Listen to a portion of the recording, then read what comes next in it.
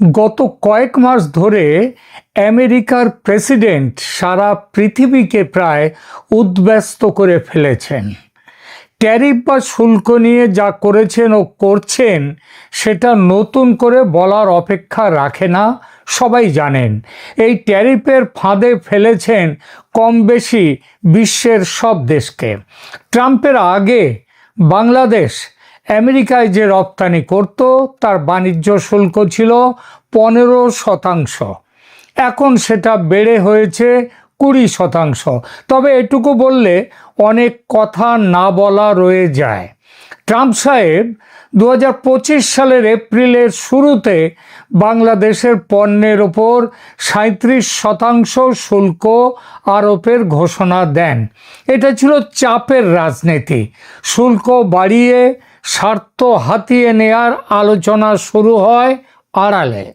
পরবর্তীতে জুলাই মাসে তা কিছুটা কমিয়ে 35% করা হয়। 37 থেকে 35 চলতে থাকে আলোচনা। শেষ পর্যন্ত এই শুল্ক হার কমে এলো 20%। কিসের জন্যে? এক গোপন চুক্তি স্বাক্ষরিত হওয়ার পর। এই চুক্তির পুরো বয়ান বাইরে আসেনি, কারণ সেটা গোপন। তবে পরবর্তী যে সমস্ত বিভিন্ন কাজ থেকে যেটা দেখা গেছে, তাতে এই চুক্তির মধ্যে আছে চট্টগ্রাম বন্দর, হিউম্যান করিডর, বোয়িং বিমান কেনা, সামরিক ঘাঁটি তৈরি, চীনের থেকে দূরে থাকা ইত্যাদি ইত্যাদি নানান দাবি। সেগুলো মেনে নেয়ার পর এই শুল্ক কমেছে। খবর আছে আমেরিকাকে আরও কিছু সুবিধা দেওয়ার বিনিময়ে বাংলাদেশ সরকার বর্তমানে এই শুল্কের হার আরও কমিয়ে 15% নামিয়ে আনার চেষ্টা করছে।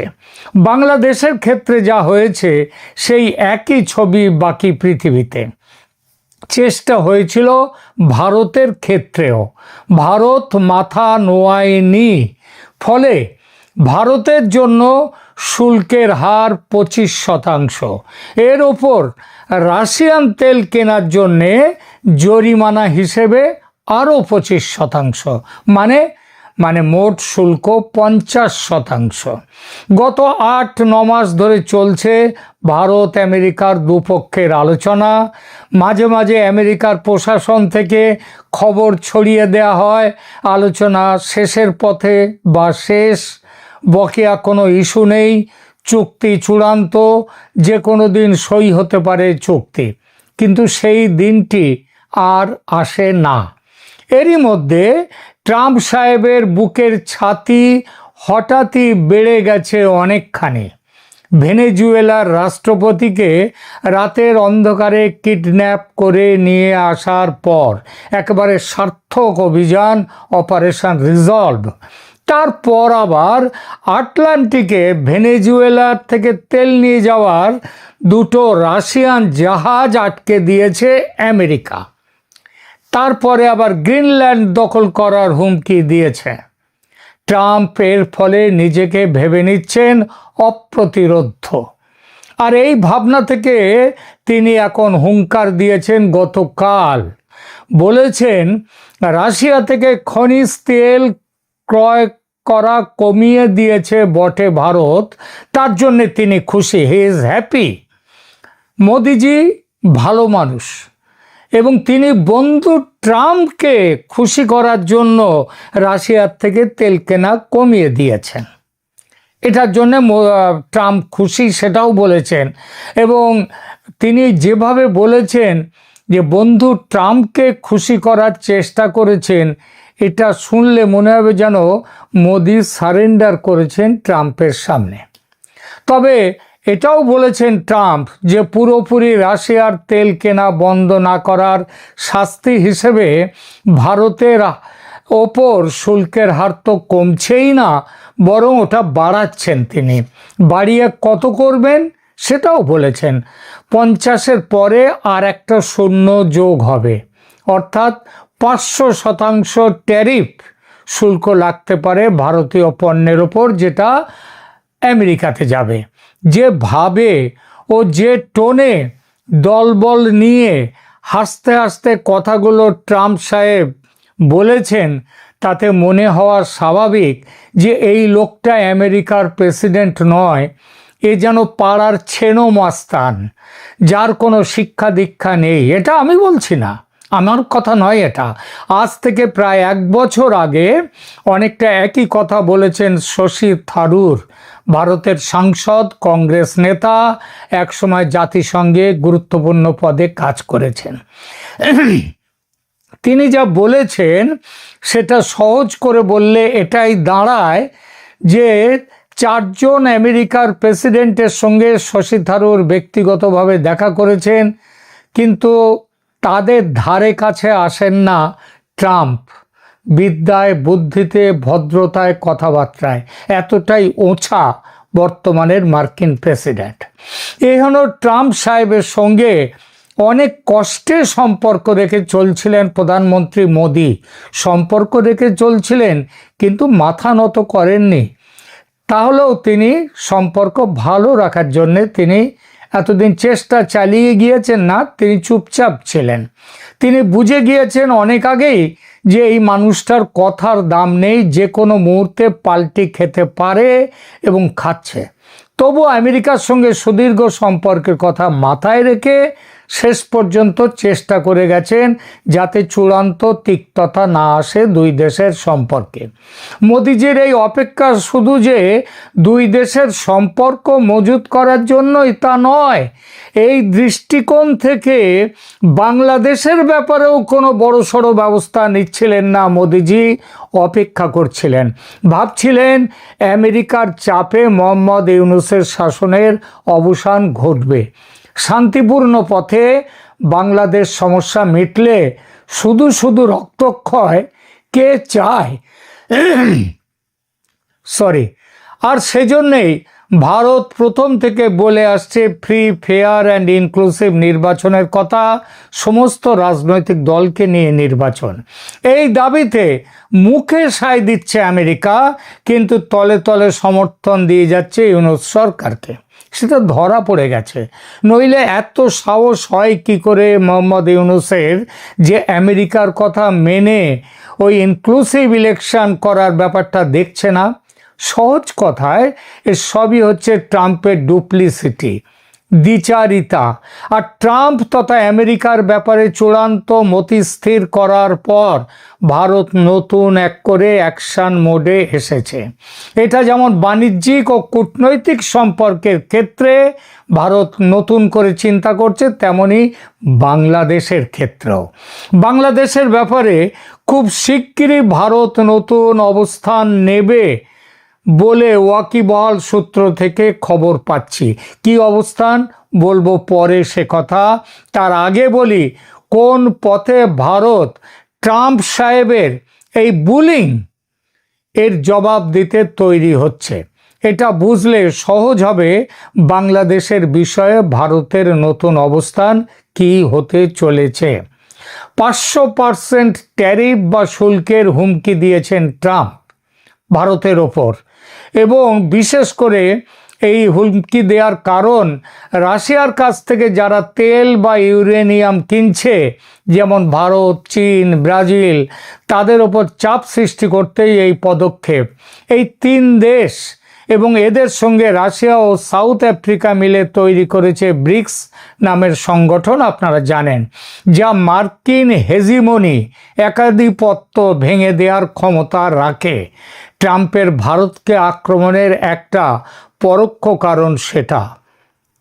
500% শুল্কের এই হুমকি পেয়ে ভারত পরিষ্কার জানিয়ে দিয়েছে যে 500 কেন 1000% শুল্ক দিলেও ভারতের খুব বেশি ক্ষতি হবে না, কারণ ভারতের রপ্তানি মাত্র 15% আমেরিকায়। ভারত এখন তার রপ্তানির বাজার বহুমুখী করেছে আফ্রিকা, ইউরোপ, এশিয়া। ইউরোপের বিভিন্ন দেশের সাথে ফ্রি ট্রেড এগ্রিমেন্ট করে ফেলেছে ভারত।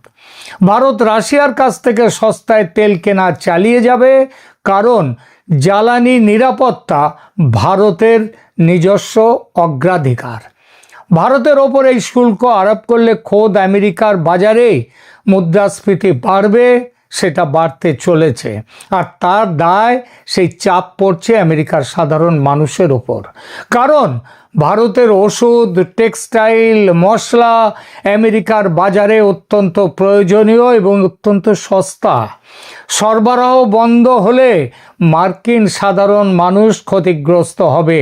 ইতিমধ্যে বর্ধিত শুল্কের চাপে ক্ষতিগ্রস্ত মার্কিন অর্থনীতি ও সেখানকার ক্রেতারা। এর ওপর 500% শুল্ক যদি ভারতীয় পণ্যের ওপরে চাপে, সেই বোঝাও কিন্তু পড়বে আমেরিকার সাধারণ মানুষের ওপর। কিন্তু সবচেয়ে গুরুত্বপূর্ণ হলো, এবার ভারত এতটাই ক্ষুব্ধ হয়েছে যে ইতিমধ্যেই পাল্টা ব্যবস্থা নিচ্ছে আমেরিকার বিরুদ্ধে।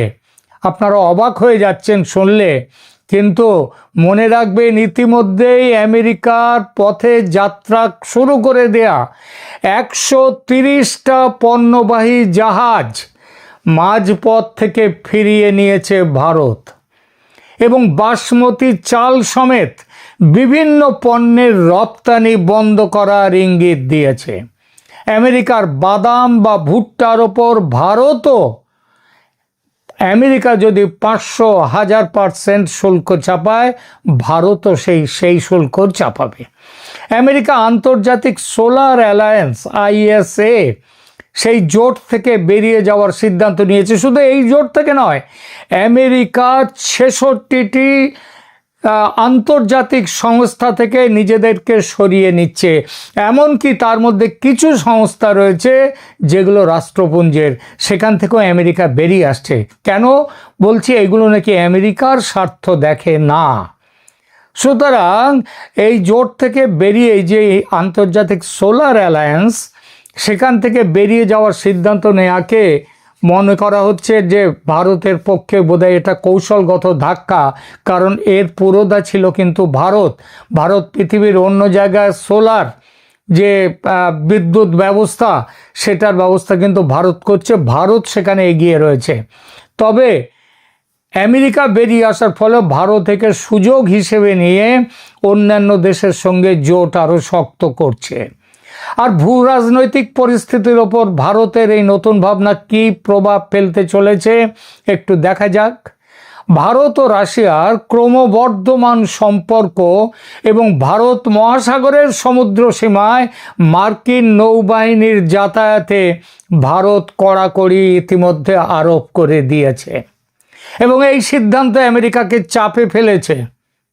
বর্তমানে বিশ্বের প্রায় 132টা দেশ আমেরিকার একতরফা নীতির বিরুদ্ধে সোচ্চার হয়েছে।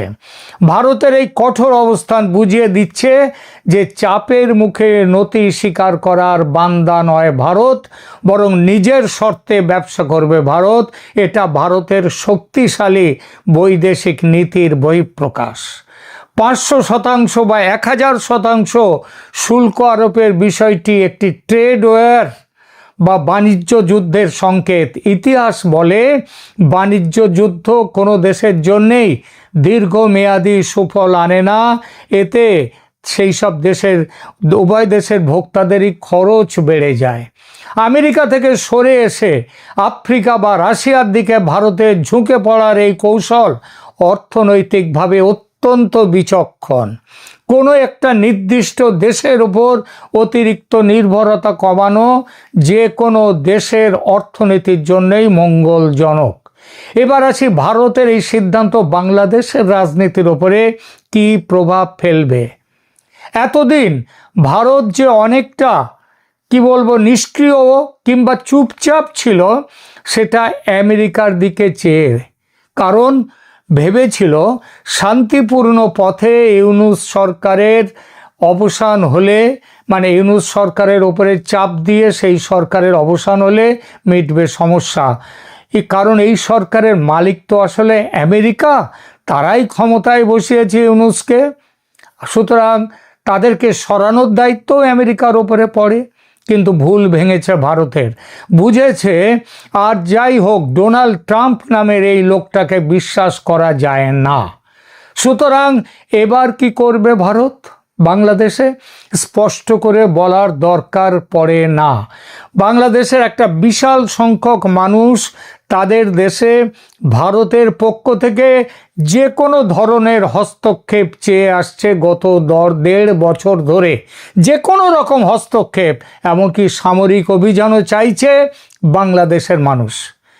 এবার সেটা করবে ভারত, এবং যার মধ্যে প্রয়োজনে সামরিক অভিযান থাকাও অস্বাভাবিক নয়। নিজের দেশের সুরক্ষা সুনিশ্চিত করতে এবং একই সাথে দক্ষিণ এশিয়াকে শান্তিপূর্ণ এবং স্থিতিশীল রাখতে যে ব্যবস্থা উচিত মনে করবে ভারত, সেটাই করবে। আমেরিকা কি বলবে বা করবে সেটা দেখবে না, আমেরিকার দিকে তাকিয়ে থাকবে না। সবশেষে আর একটা কথা, ট্রাম্পের কানে জল না ঢুকলেও আমেরিকার অভ্যন্তরে সাধারণ বা অসাধারণ বহু মানুষ, আমেরিকার সেনেট, কংগ্রেসে যারা আছেন, তারা সবাই দুশ্চিন্তায় রয়েছে যে ট্রাম্প কি শুরু করে দিয়েছেন তার জন্যে।